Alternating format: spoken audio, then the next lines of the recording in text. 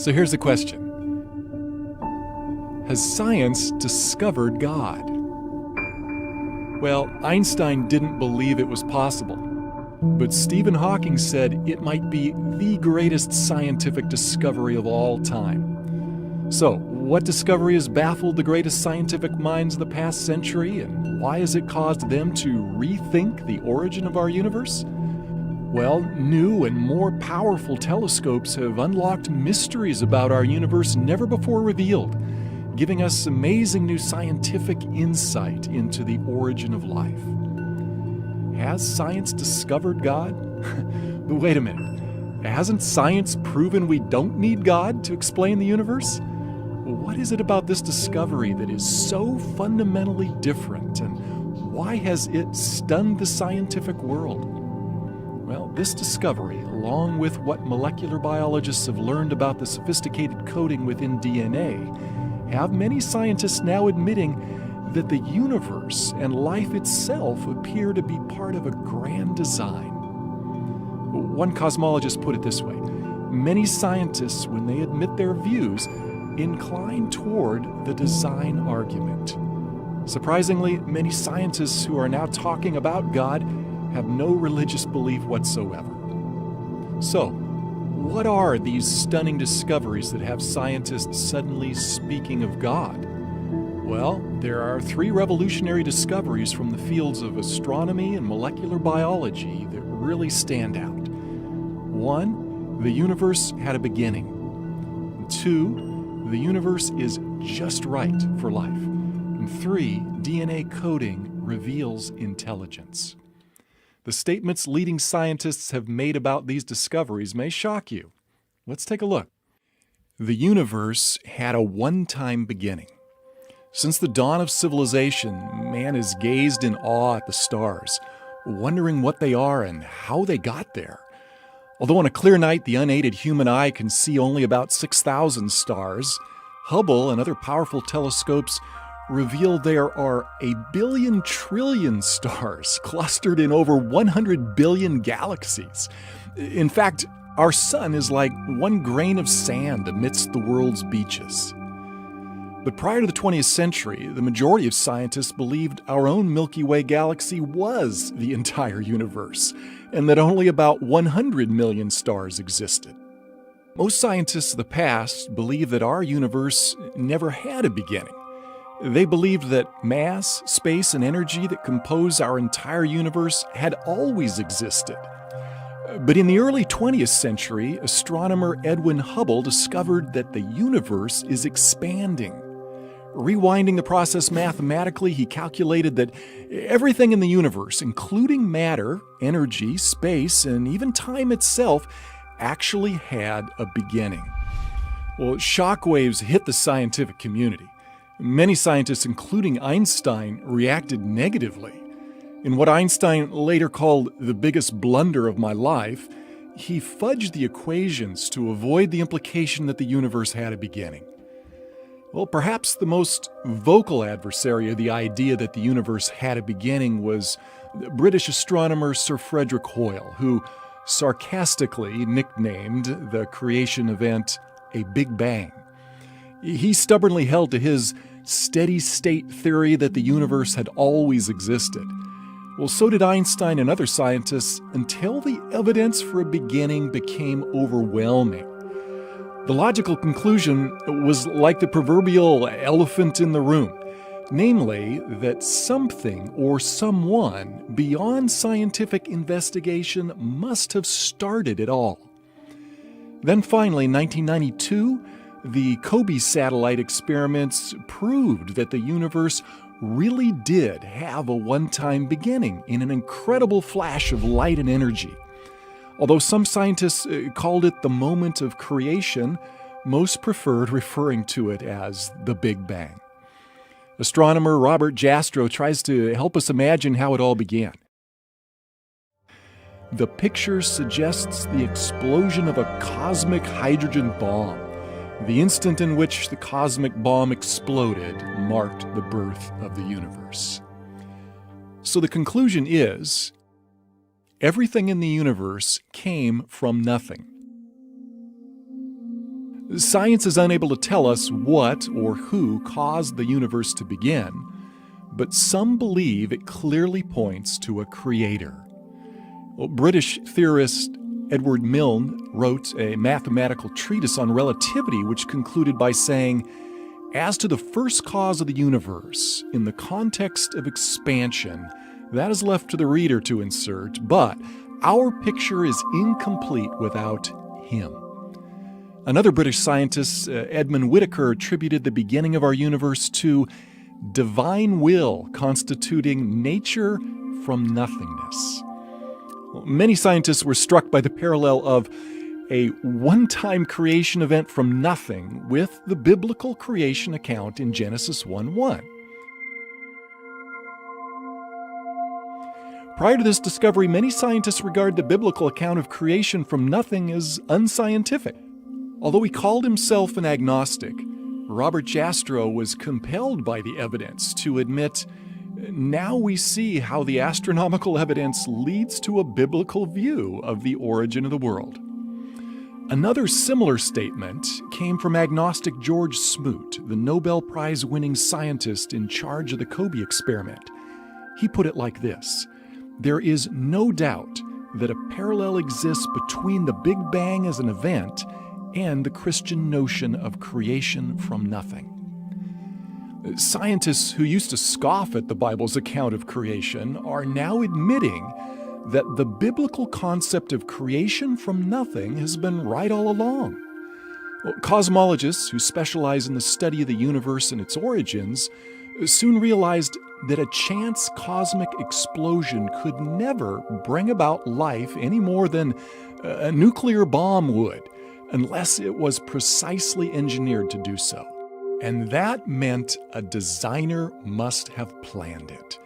They began using words like super intellect, creator, and even supreme being to describe this designer. Why is this? Because the universe is finely tuned for life. Physicists calculated that for life to exist, gravity and the other laws of physics that govern our universe needed to be intricately tuned just right, or our universe couldn't exist. For instance, did you know that if the expansion rate of the universe had been slightly weaker, gravity would have pulled all matter back into a big crunch? We're not talking about merely a 1 or 2% reduction in the universe's expansion rate. Stephen Hawking writes, "If the rate of expansion 1 second after the Big Bang had been smaller by even 1 part in 100,000 million, the universe would have recollapsed before it ever reached its present size." Well, on the flip side, if the expansion rate had been a mere fraction greater than it was, well, all galaxies, stars, and planets could never have formed, and we wouldn't be here. And for life to exist, the conditions in our solar system and our own planet also need to be just right. For example, we all realize that without an atmosphere of oxygen, none of us would be able to breathe.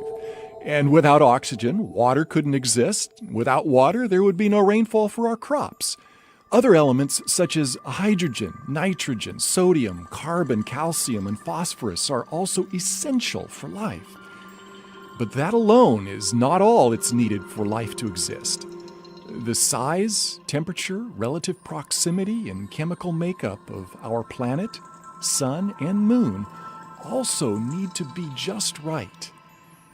And there are dozens of other conditions that needed to be exquisitely fine-tuned, or we wouldn't be here to think about it. Scientists who believe in God may have expected such fine-tuning, but atheists and agnostics were unable to explain the remarkable, quote-unquote, coincidences.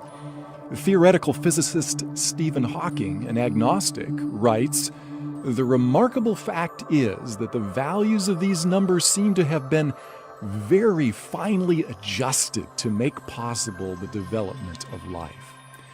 It all brings us to one question: the universe, accident or miracle? But couldn't this fine-tuning be attributed to chance? After all, odds makers know that even long shots can eventually win at the racetrack, and against heavy odds, lotteries are eventually won by someone. So, what are the odds against human life existing by chance from a random explosion in cosmic history? Well, for human life to be possible from a big bang utterly defies the laws of probability. One astronomer calculates the odds at less than one chance in a trillion.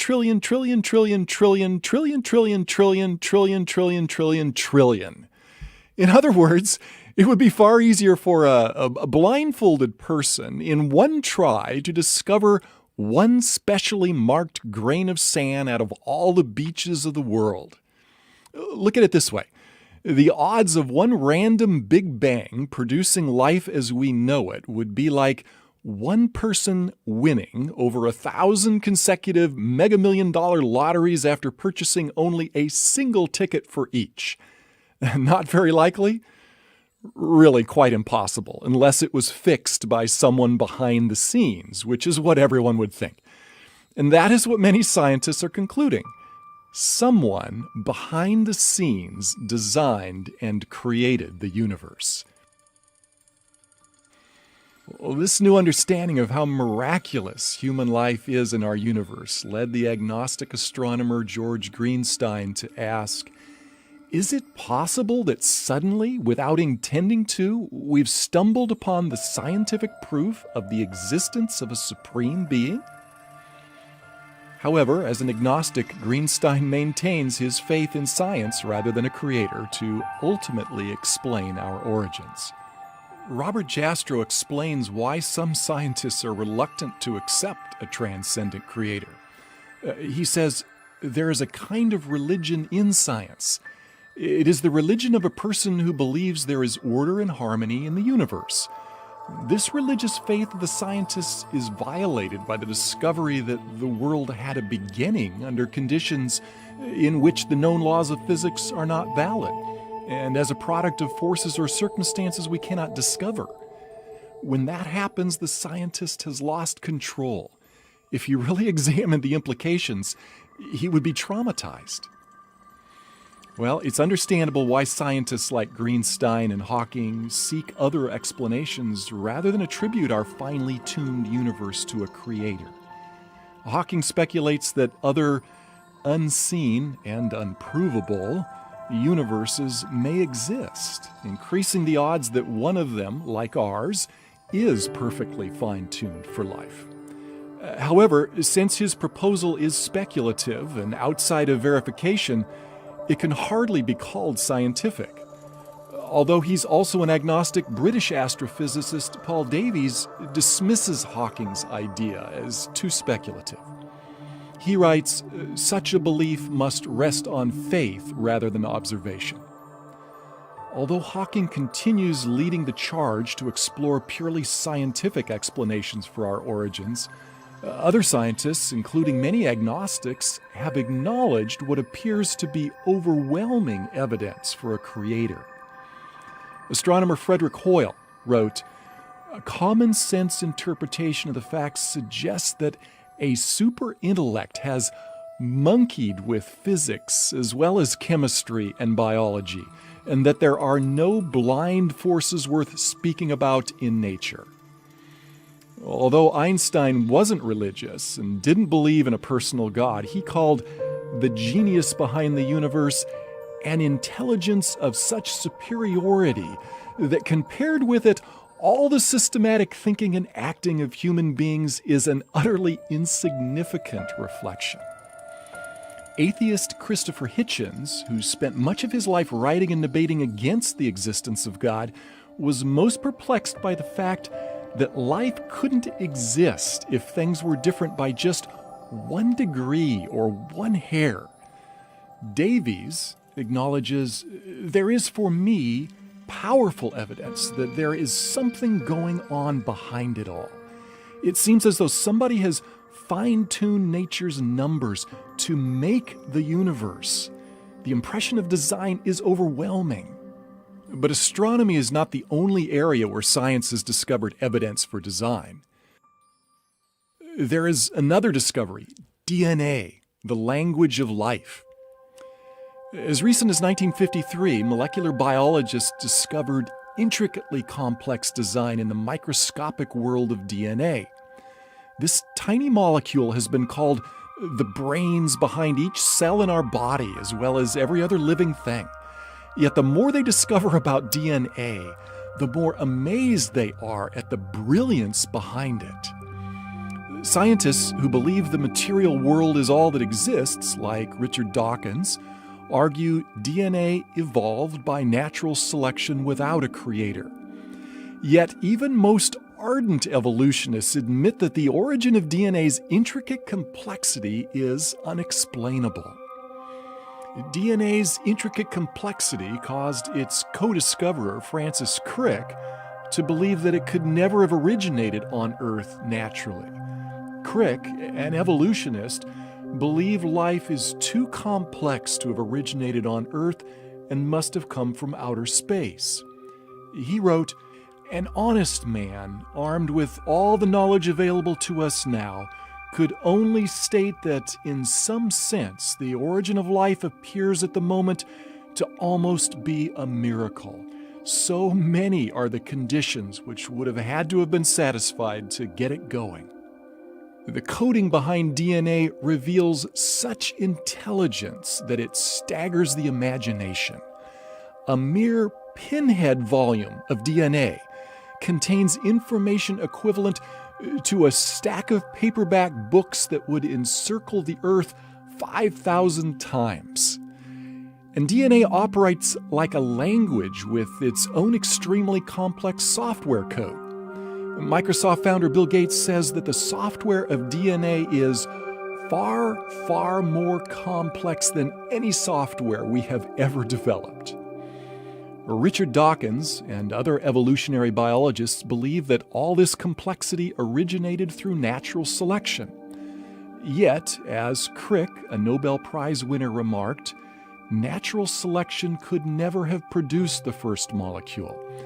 Many scientists believe that the coding within the DNA molecule points to an intelligence far exceeding what could have occurred by natural causes. In the early 21st century, noted atheist Anthony Flou's lifelong unbelief came to an abrupt end when he studied the remarkable intelligence behind DNA. Flou explains what changed his position. "What I think the DNA material has done is to show that intelligence must have been involved in getting these extraordinarily diverse elements together. The enormous complexity by which the results were achieved looked to me like the work of intelligence. It now seems to me that the finding of more than 50 years of DNA research have provided materials for a new and enormously powerful argument to design." Although Flou was not a Christian, he admitted that the software behind DNA is far too complex to have originated without a designer. All this scientific evidence leads us to honestly consider that life and the universe have the fingerprints of a creator. Are scientists now convinced that a creator has left his fingerprints on the universe? Although many scientists are still bent on squeezing God out of the universe, most recognize the religious implications of these new discoveries. In his book, The Grand Design, Stephen Hawking, who doesn't believe in a personal God, attempts to explain why the universe doesn't need God. Yet when faced with the evidence, even Hawking has also admitted there must be religious overtones, but I think most scientists prefer to shy away from the religious side of it. As an agnostic, world-renowned astronomer Robert Jastrow had no Christian agenda behind his conclusions. However, he freely acknowledges the compelling case for a creator.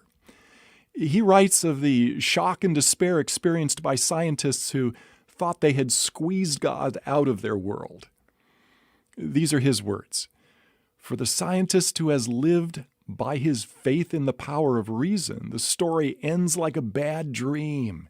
He has scaled the mountains of ignorance. He's about to conquer the highest peak. And as he pulls himself over the final rock, he is greeted by a band of theologians who have been sitting there for centuries.